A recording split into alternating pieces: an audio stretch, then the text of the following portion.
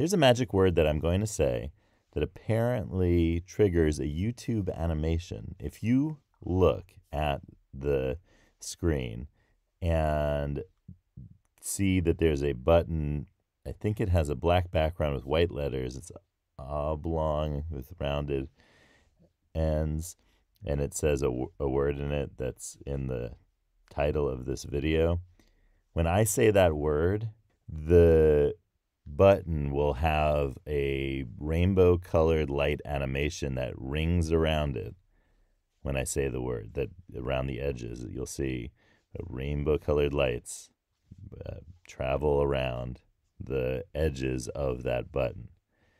So I'm going to say that word, and the word is subscribe. Did it work? If it worked, then that's great. If it didn't work, then it'll probably do it another time that I say the word, but apparently it resets every 3 minutes. So you'll have to check in 3 minutes from now if I say it after that point. Oh, and please subscribe to Life's Potluck Buffet. I'm John Paulus. Thanks for joining me. I was really amused to find out that there's this animation thing. That's kind of neat. That's cool. I was also tickled to learn that the designers suspected that people would play around with that and just keep on saying the word subscribe. And I guess they wanted to discourage that. So I don't know why, but that's the way it is.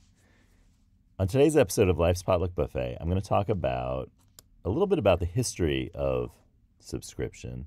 And that history is really all down to a person named Sarah Lewis Carroll Clapp, who was a professor at the university in Natchitoches in Louisiana.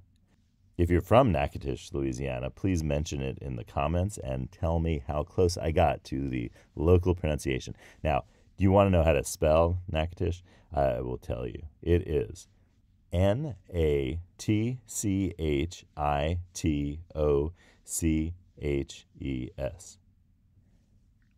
Natchitoches.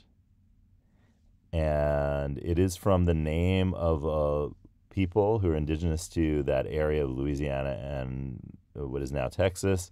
And Natchitoches has a sister city named after the same group of people, and that is the town of Nacogdoches. If you are from Nacogdoches, Texas, please tell me if I got the name right.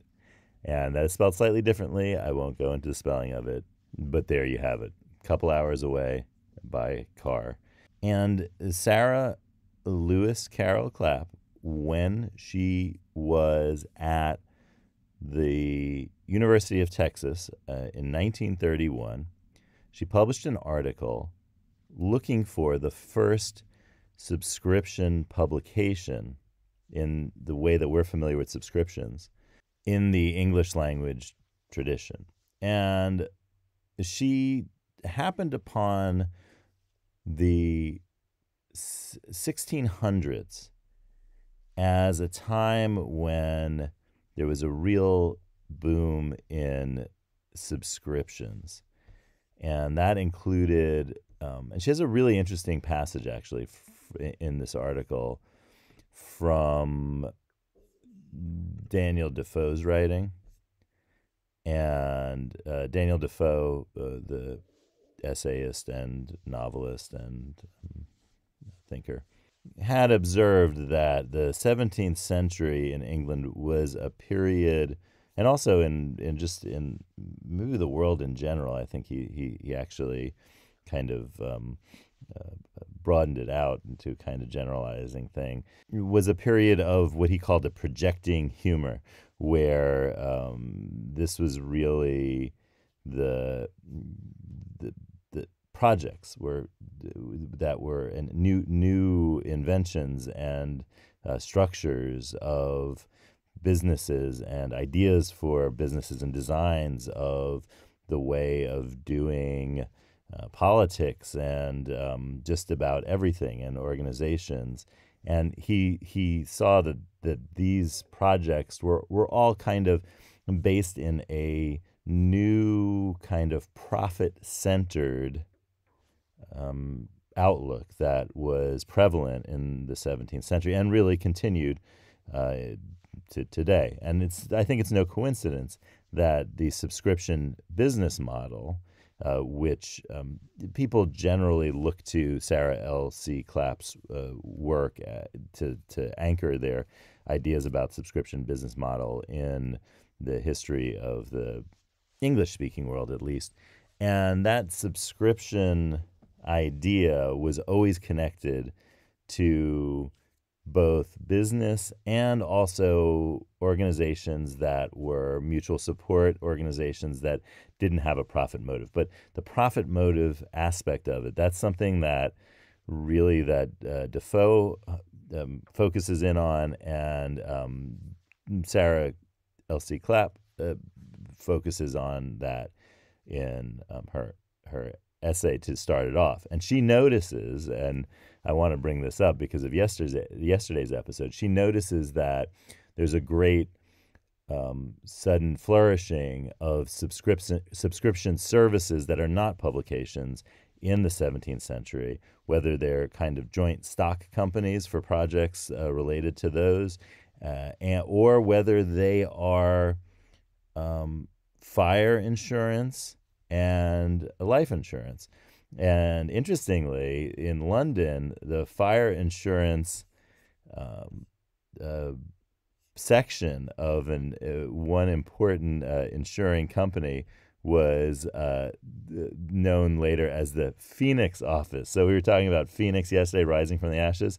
So I guess the fire insurance eventually would use Phoenix as its name for its fire office for this joint stock company that happened after the Great London Fire of 1666, which brought to the fore a lot of issues with fire, with what happens when everything burns down.